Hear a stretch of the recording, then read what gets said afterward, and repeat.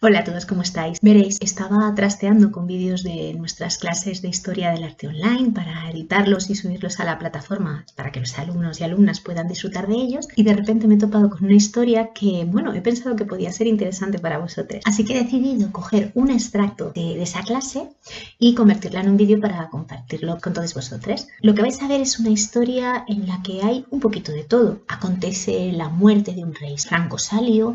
Después se produce un hallazgo fortuito de un gran tesoro.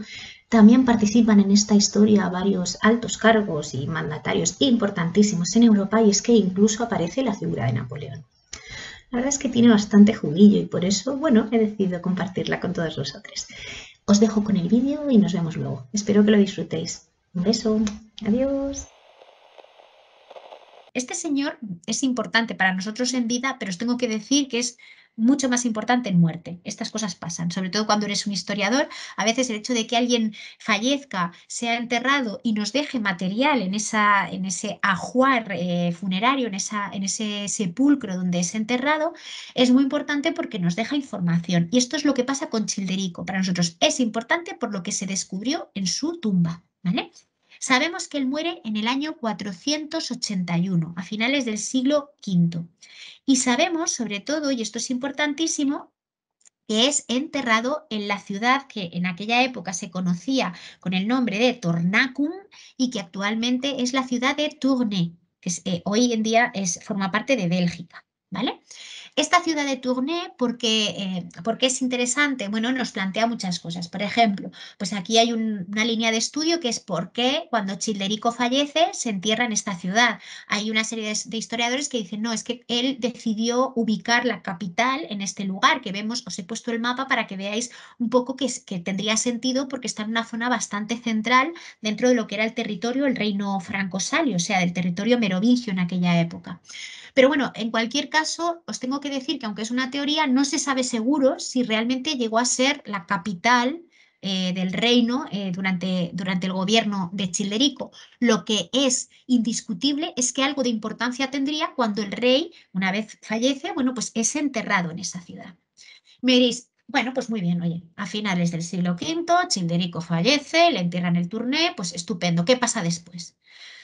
Aquí me vais a permitir que dé varios saltos temporales, ¿vale? Porque a veces los saltos temporales, a veces el futuro nos permite explicar el pasado. Y esto es lo que voy a hacer en la clase de hoy. Hoy va a ser un poco raro porque vamos a hacer, va a ser un poco como estas pelis que tienen máquinas del tiempo que avanzan y van para atrás y van para adelante. Pues bueno, lo vamos a hacer porque creo que es importante para recuperar la memoria de este rey.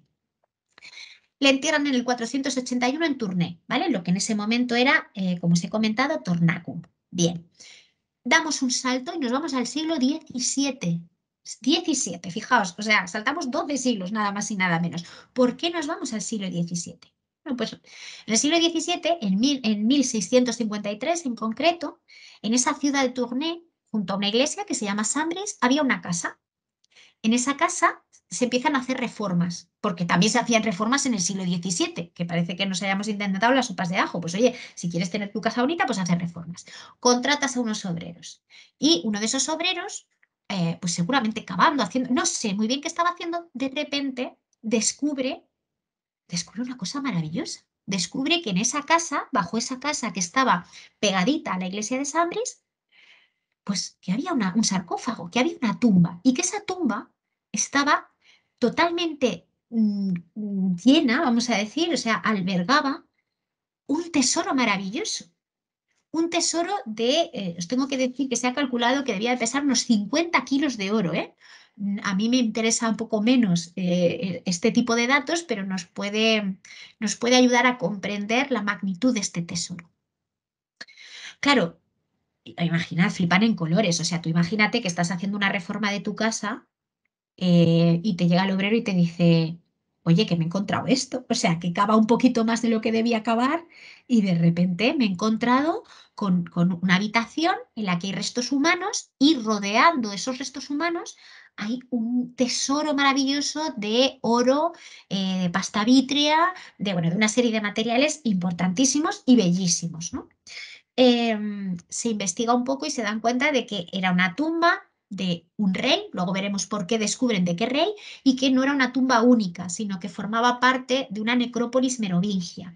¿Vale? O sea que tampoco me parece casual que justo allí esté la iglesia. O sea, recordad que también se van sucediendo los diferentes gobiernos, pero espiritualmente muchas veces la llegada de unos superpone el templo del siguiente. O sea que tampoco me parece casual que justo al lado de la iglesia estuviese la antigua necrópolis merovingia. En cualquier caso, bueno, pues descubren el tesoro, hacen la investigación y lo interesante es que este tesoro, este hallado, que no os lo he dicho, pero había 300 monedas de oro y de plata. Algunas de ellas aparecía la efigie de un emperador bizantino, de Zenón, que esto es importantísimo, luego os explicaré por qué.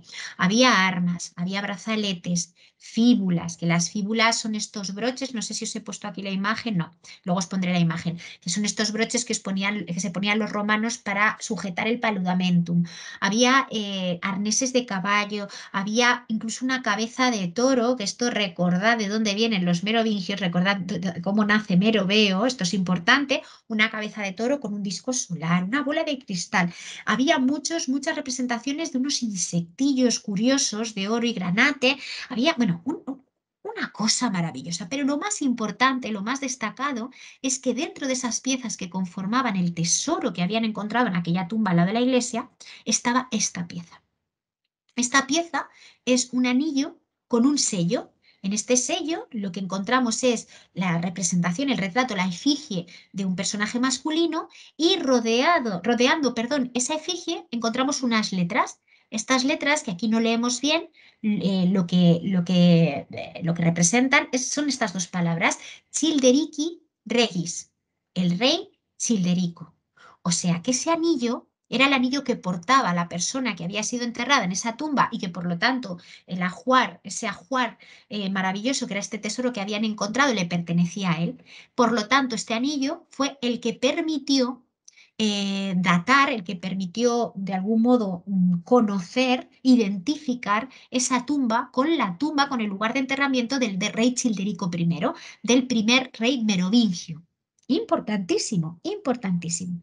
Así que no nos tiene que extrañar que, uno, el gobernante de esas tierras en ese momento, que era el archiduque Leopoldo Guillermo de Habsburgo, que era el gobernador de los Países Bajos del Sur, que a su vez dependían en ese momento del Imperio Español, no nos tiene que extrañar en absoluto que dijese, oye, esto me lo quedo, esto me lo quedo. Como os he puesto aquí, aún no tengo un tesoro merovingio en mi colección y me lo quedo. Pero esa importancia, el hecho de que fuese el tesoro, el ajuar funerario, vamos a decir, del primer rey merovingio, también hace que este personaje no solo se quede que al final no va a ser así, pero bueno, en principio se quede con ese tesoro, sino que también, y esto es importantísimo, mande estudiarlo. El archiduque Leopoldo Guillermo de Habsburgo lo que hace es encargarle a un doctor en medicina, pero sobre todo a un especialista en antigüedades, que se llamaba Jean-Jacques Chifflet, le encarga que estudie la colección, que estudie ese tesoro y que, bueno, pues que esos estudios los publique para revelar la importancia de ese hallazgo que se había producido de manera fortuita en Tournai. Y efectivamente, este señor, Jean-Jacques Chifflet, lo que hace es realizar un estudio de todas las piezas y publicar este libro en Amberes en 1655. Al libro, que es el resultado de este estudio, le llama Anastasis, ¿sabéis? Childerici I, que quiere decir la resurrección de Childerico I. Fijaos qué bonito. ¿Qué implica esa resurrección? Implica que es un rey súper importante, es el primer rey merovingio, había desaparecido, había fallecido en su momento y de repente a través del tesoro, ¿no? Del tesoro que le acompañaba, de ese ajuar funerario, resucita su memoria y se permite un estudio además de la orfebrería, de las costumbres, de los símbolos que conforman la cultura merovingia. O sea que es muy importante. El estudio que realiza este señor Chifflet pues se basa básicamente en esto. Él estudia cada una de las piezas, su forma, cómo se componen, intenta imaginar para qué servían, ¿no? Les da nombre. Entonces, aquí, por ejemplo, os he puesto para que veáis, ¿no? Gracias también, porque veremos que no conservamos todas las piezas originales, por algo que os explicaré después. Gracias a este estudio tan pormenorizado, se ha podido reproducir incluso piezas que se han perdido posteriormente, porque fijáis, está perfectamente representado, ¿no? Recordad que esta cabeza de toro es importante porque hace alusión a ese origen mítico de Meroveo, ¿no? A ese origen de, bueno, pues ser el hijo del quinotauro, de ese animal monstruoso, medio toro, medio pez, ¿no? Podemos decir. Pero vemos también que hay una serie de elementos que son como unos bichitos. Bueno, luego veremos qué son estos bichitos, porque estos bichitos vamos a ver que son muy importantes. De momento lo dejo en bichitos para no dar pistas, ¿vale? Pero bueno, había hasta 300, ¿eh? Que es que había muchísimos. Eran como pequeños broches, como pequeños, como los pines, o sea, estos pins que se llevaban antes, que tú te ponías en la ropa y que había de todo. Bueno, pues estaban dispuestas pues, por todo el ajuar funerario, eran importantísimas, ¿vale? Había fíbulas, que ya sabéis, ya lo he dicho antes, eran estos broches que llevaban los romanos, había armas, había de todo. Y todo eso lo que hace este señor Chiflé es estudiarlo, dibujarlo, documentarlo. Esto es una labor de historiador importantísima y luego veremos que parte del tesoro va a desaparecer y gracias a esta obra, gracias a esta Anástasis Childerici I, o sea, a esta resurrección de Childerico I, nosotros conservamos no solo la memoria, sino la morfología, el uso, el estudio que se realiza en el siglo XVII de estas piezas. O sea que muy, muy, muy importante, como os digo. Bueno, aquí os he puesto más imágenes para que veáis un poco estos dibujos que él realizó. Bueno, el tema es que, bien, el archiduque, ya os he dicho, se queda las piezas. Al final el tesoro se envía a Viena por unas cuestiones políticas, va a Viena, porque además el archiduque tenía allí su vivienda y toda su colección, van cambiando las cosas, en fin.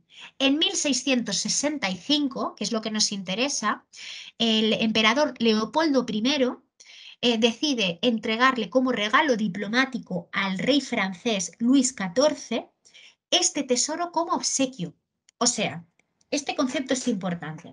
Se descubre, como os he dicho, a mediados del siglo XVII, se descubre el tesoro, el maravilloso tesoro del primer rey merovingio. Se lo queda el archiduque, se estudia, se lleva a Viena, pero muy poquito tiempo después, por una cuestión de alianza diplomática, el emperador austríaco Leopoldo decide hacerle un regalo diplomático de, oye, somos amiguitos, ¿no? Como os he puesto aquí, somos amigos, ¿no? Decide regalarle como obsequio diplomático al rey Luis XIV este tesoro. ¿Qué sentido tiene esto? Tiene un sentido histórico muy potente. En realidad le está regalando el ajuar funerario, el tesoro de uno de los primeros reyes francos, o sea, del origen de la monarquía francesa. Este era un tesoro, era un regalazo, era un regalazo. Pero a nosotros lo que nos interesa es que gracias a este regalazo diplomático, ese tesoro vuelve a Francia.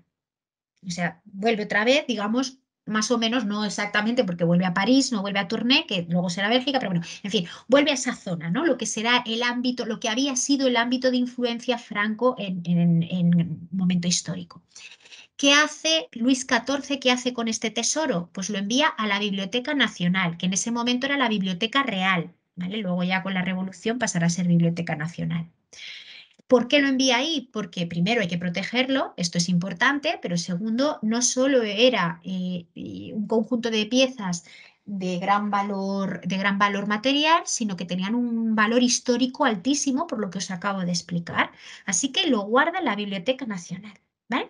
Y nosotros dejamos ahí el tesoro. Recordad que lo tenemos en la Biblioteca Nacional, que forma parte del patrimonio francés, ¿no? Bueno, en su momento Biblioteca Real y por lo tanto del patrimonio real, pero bueno, ya sabéis que cambian las cosas con la Revolución Francesa. Avanzamos en el tiempo y hay una serie de piezas que se van a convertir en una pieza simbólica al máximo, que van a ser los bichitos. Os voy a explicar que cuando se ha hecho un estudio de estas piezas, en principio algunos historiadores dijeron que podían ser, estos bichitos podían ser cícadas, que es una especie de cigarras, ¿no? Esto se descartó, bueno, no lo sé, muchos historiadores lo descartan, al final, bueno, luego puede haber una relectura y rescatar esta teoría, pero esta teoría muchos historiadores no la siguen porque las cícadas, por lo que parece, yo no soy gran conocedora de este tema, así que me baso en lo que he leído, son un animal, son una cigarra que sobre todo digamos que su contexto es básicamente mediterráneo. Entonces, claro, ¿cuál es el tema? El tema es que si es un animal mediterráneo, no tiene sentido encontrar esa representación en una tumba, ¿no? En el sepulcro de un rey merovingio, ¿no? En la zona norte. Debido a esto y también por otras piezas que se han encontrado similares de otros reyes merovingios, que aquí ya las veremos más adelante, como os digo, por esta situación o por esta teoría, se ha llegado a la conclusión de que seguramente no eran cícadas, sino que eran abejas. Y esa conclusión se llegó muy prontito. ¿Por qué os explico esto? ¿Por qué esto es importante? Recordad que había muchas. Recordad que si hay tantas, seguramente es porque es un símbolo importante. ¿Vale? Bueno, pues esta conclusión que hemos sacado nosotros, que son abejas, que hay muchas y que por lo tanto es importante, es una conclusión que nos lleva a otra época histórica. Vuelvo a dar un salto.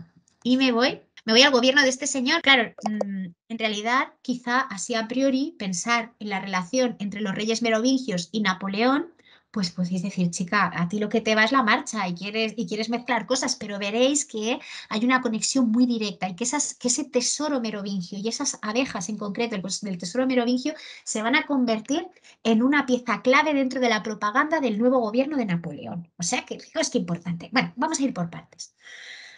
Napoleón va a ser coronado como emperador, ¿vale?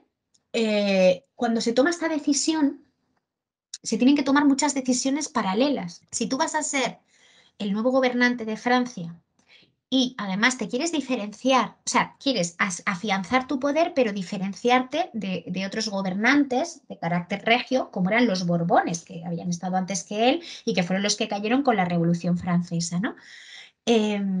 Claro, tú lo que tienes que hacer es crear un nuevo poder regio que de algún modo esté afianzado históricamente y que por lo tanto no se pueda discutir, pero que se diferencie de esa línea regia que eran los Borbones, como os digo. Vale. Así que empiezan a hacer un estudio. ¿Qué utilizamos? ¿Qué símbolo utilizamos? Necesitamos un símbolo que defina al nuevo gobierno. Sobre todo, más que al nuevo gobierno, a aquel que lo encabeza. O sea, necesitaban un símbolo personal, pero político, propagandístico, que representase el poder de Napoleón como emperador. Entonces, dándole muchas vueltas, quiero que recordéis que el tesoro de Childerico estaba en la Biblioteca Nacional. Y dándole muchas vueltas, encontraron, ¿no? Se dieron cuenta de que ahí estaba la clave, en ese tesoro que habían encontrado como ajuar funerario del primer rey merovingio. Y es que esto es mucho decir. Entonces, fue en ese momento cuando decidieron que la nueva representación, bueno, dice la historia que fue el mismo quien lo decidió, pero claro, ya sabéis que estas cosas siempre hay que ponerlas un poco entre comillas, porque estas son decisiones que se toman por parte de todo el gabinete, ¿no? Pero bueno, pudo ser, me da igual. En cualquier caso, alguien decidió que el nuevo símbolo de este gobernante que iba a crear una nueva etapa, ¿no? Que iba a fundamentar una nueva etapa en Francia, no iba a ser la flor de lis, aunque ahí la tenemos, no iba a ser la flor de lis, porque eso representaba a los otros gobernantes. Él necesitaba algo que tuviera arraigo con el pasado, pero que no tuviera nada que ver con los Borbones. Entonces, ¿qué iba a identificar a la nueva monarquía? La abeja. La abeja. Esto era este símbolo que seguramente habréis oído mil veces, que está relacionado con Napoleón. Es un símbolo, la abeja es un animal altamente simbólico y no solo lo tenemos que relacionar con él, los masones, bueno, hay una serie de sociedades, de grupos, la abeja tiene muchísimas lecturas, luego os explicaré qué representa, ¿no? Pero eso lo dejo para luego. Pero bueno, sabemos seguro que hubo una conexión directa entre ese tesoro de Childerico y esa decisión de utilizar la abeja como símbolo y estandarte para Napoleón. Porque incluso, os he dicho, estas abejitas la encontraron, pues que eran como broches que estaban por toda la capa, ¿no? Y por todo el ropaje del rey merovingio Childerico, que había sido enterrado ahí en Tournai. Pues bien, cuando se va a coronar como emperador a Napoleón, el 2 de diciembre de 1804, él aparece con toda su capa cubierta por abejas, por abejas bordadas en oro. Su capa, que era una capa púrpura, nada más y nada menos. Recordad que Napoleón también quería asemejarse a los grandes emperadores romanos, cubierta por armiño ruso, que esto ya denotaba poder también, porque es una piel muy difícil de conseguir, muy cara y que se había relacionado también con los grandes poderes monárquicos. Y sobre todo, toda la capa bordada con esas nuevas insignias que se iban a convertir en el símbolo de Napoleón, que eran las abejas. Yo aquí os he puesto dos detalles porque a partir de entonces se va a bordar y se va a representar en todas las vestiduras, en todos los elementos que representaban a Napoleón. Cuidado que no es la misma capa, ¿vale? Porque si veis aquí las abejas son muchísimo más esquemáticas y aquí os he puesto otra, pero las dos pertenecen a ropajes de Napoleón, ¿vale? Se va a convertir en el estandarte, en su ropa, bueno, todo lo que le rodea. Fijaos, las abejas van a estar siempre, siempre doradas, ¿no? A veces más esquemáticas, a veces más naturalistas. Pero es que incluso va a vestir sus salas y sus muebles. O sea, se sabe que en la época en la que él gobierna, la sala del trono de Tullerías, ¿no? De las Tullerías, tenían en las tapicerías, en las alfombras, en los muebles, estaban cubiertas de abejas. Pero aquí, fijaos, este cuadro os lo he puesto antes, este retrato de David, ¿no? Y aquí Napoleón aparece acompañado por este sillón, que es una especie de trono en su gabinete de trabajo, o sea, el lugar donde desde el que tomaba decisiones. Y fijaos que en la representación de la tapicería también vemos bordadas abejas de oro, ¿no? Podemos ir un paso más allá incluso, para que veamos la importancia de las abejas en la simbología y la propaganda del poder napoleónico. Vamos a dar un paso más allá. ¿Y dónde está este paso más allá? Pues fijaos, cuando Napoleón es deportado a la isla de Elba, ya sabéis que él genera una especie de microestado, se convierte en emperador y soberano de la isla de Elba. Pues una vez más, si tú te conviertes en soberano de un territorio que tiene una nueva fórmula política, necesitas símbolos. ¿Qué simboliza a un territorio político? Pues su estandarte, su bandera, entre otras muchas cosas. Así que tienes que generar una nueva bandera que represente el poder político que gobierna sobre ese territorio. Diseñan una nueva bandera para ese nuevo estado que había creado Napoleón en Elba. ¿Y cómo es la bandera? Pues la bandera es esta. La bandera es un fondo blanco, esa línea diagonal, esa banda, ¿no?, roja, que representa ese color púrpura, pero que en realidad lo llevan al rojo, y sobre ella esas tres abejas doradas. Así que fijaos, la abeja como gran representación, como gran símbolo de Napoleón en sus ropajes, en sus tapicerías, en sus objetos personales e incluso en su bandera. Habrá un momento que también se utilizará la bandera francesa cubierta de abejas, o sea que va a estar en todas partes, no os voy a engañar. ¿Qué consigue con esto Napoleón? Pues lo que consigue con esto es efectivamente erigir o construir un nuevo símbolo político que le represente como gobernante y que, tal y como os he puesto antes, por un lado, le afiance, ¿no?, su poder y le dé legitimidad. Fijaos que lo que hace es dar un salto histórico y dice: yo soy el heredero de los merovingios, de los primeros reyes, de los reyes míticos.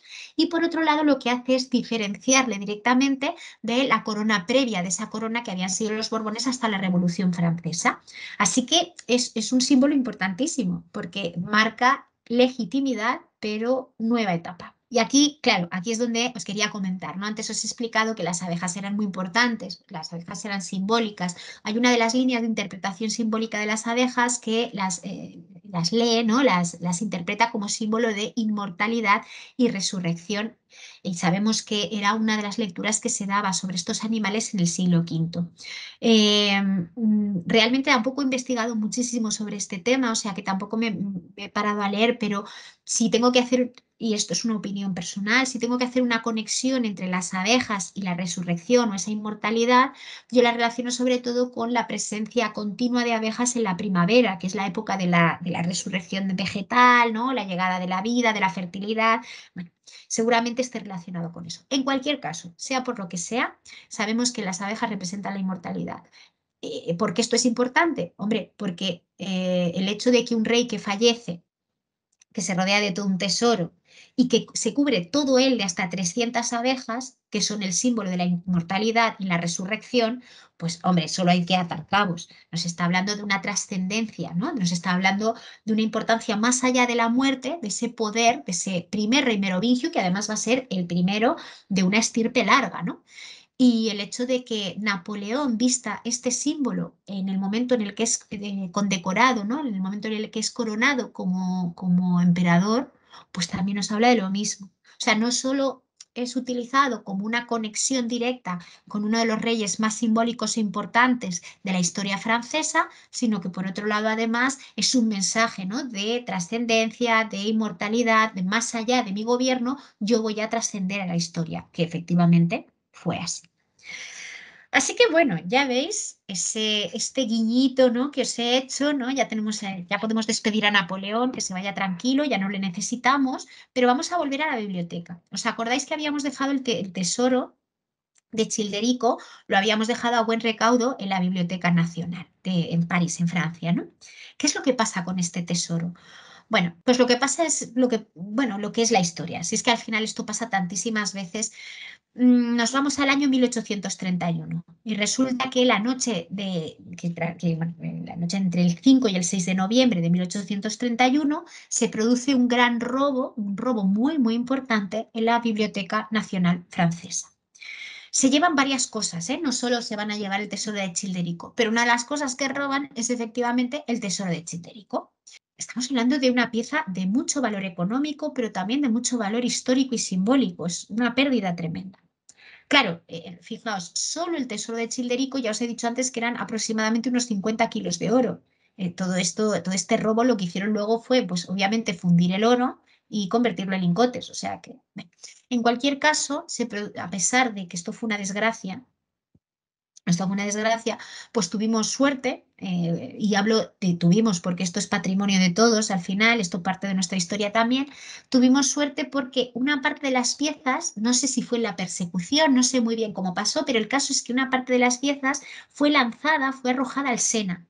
O sea, del tesoro enorme, pesadísimo que tenía que ser eso, no sé muy bien por qué, pero se lanza una parte al Sena. Y esas joyas, esa bolsa, que yo me lo imagino en un saquito, como los que llevan los ladrones en las pelis, ¿no? Esa bolsa que se había arrojado al río fue la que se recuperó y gracias a eso nosotros hemos conservado una parte del tesoro. Hemos conservado una parte mínima, de hecho de las 300 abejas, originalmente, de las originales solo conservamos 2, el resto son reconstrucciones. ¿Y por qué tenemos reconstrucciones? Gracias a ese texto, gracias a ese libro del que os he hablado, que se publica en Amberes a mediados del siglo XVII, que es La resurrección de Childerico. Gracias a ese estudio detallado en el que Chifflet había hecho no solo un estudio morfológico, de material, sino que también había reproducido la imagen de cada una de las piezas, bueno, pues nosotros podemos conocer la magnitud y la apariencia de todas aquellas piezas que desaparecieron en aquel robo en el año 1831. Así que bueno, esto también es la historia, ¿eh? No nos engañemos. Esto ha pasado tantísimas veces, lo que pasa es que en este caso el final no es todo lo feliz que quisiéramos, pero sí es algo feliz porque conservamos parte del tesoro y además tenemos un documento súper especial del siglo XVII en el que bueno, pues tenemos descritas pues, todas las piezas que conforman o que forman parte de este ajuar funerario. Bueno, ya estoy de vuelta. Espero que os haya parecido interesante esta historia que, como sabéis, es un extracto de una de nuestras clases de Historia del Arte que ofrecemos online cada viernes por la mañana. Y lo que intentamos es recorrer la historia del arte con tranquilidad, hablando no solo de piezas chulísimas, sino también contando anécdotas, contextualizando las piezas y las anécdotas con historia, ¿no? Y bueno, la verdad es que nos lo pasamos bastante bien. Si sientes curiosidad, si tienes alguna pregunta o incluso si quieres probar una clase gratuitamente para ver si te mola la historia y te quieres unir a nuestros grupos, que sería estupendo, solo tienes que contactar con nosotros. Lo puedes hacer escribiéndonos un mensaje aquí en comentarios o bien también puedes escribirnos un mail, te dejamos aquí la dirección o incluso tienes más info en nuestra página web. Y nada más, simplemente recordarte, si te ha gustado este vídeo, si has visto otros vídeos de nuestro canal y te han interesado, pues lo mejor es que te suscribas, nos harías un gran favor y sería estupendo. Y si además quieres que a YouTube no se le olvide avisarte cada vez que subamos contenido, ya sabes que debes darle a la campanita y así todo irá sobre ruedas. Nada más, me voy a despedir, pero no quiero hacerlo sin enviaros un beso muy fuerte y deciros que os cuidéis mucho. Nos vemos en el próximo vídeo. Adiós.